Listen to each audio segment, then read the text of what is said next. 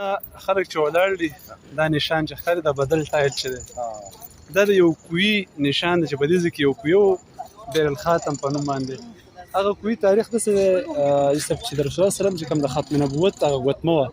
او سټمپ په ځای به استعمالوله کله چې به د کفارو باچاهانو ته یا نورو باچاهانو ته خط لیږو نو په اخره کې په هغې باندې سټمپ وهو نو په هغه ګوتمه محمد رسول الله لیکل شوي و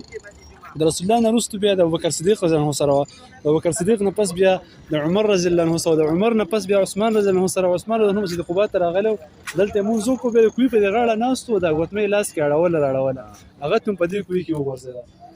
نو عثمان رضی الله عنه ډېرې هلې ځلې وکړې چې دا ګوتمه پیدا کړي ډېر کوښښونه یې وکړه خو ګوتمه ورته میلاو نه شوه نو هغه دا ځای دی د رسول الله صلی الله علیه وسلم چې کوم د نبوت او ګوتمه هم ګوټه ورکه شوې هغه دا مقام او کم باغ تاسو ما ویل بیر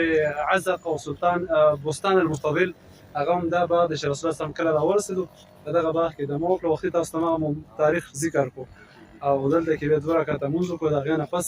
مسجد قباء و د مسجد قباء نه پس بیا مسجد جمعه دی او هغې نه بعد بیا مسجد نبوي ته رسول الله صلی الله علیه وسلم چې کوم دی ورسېدو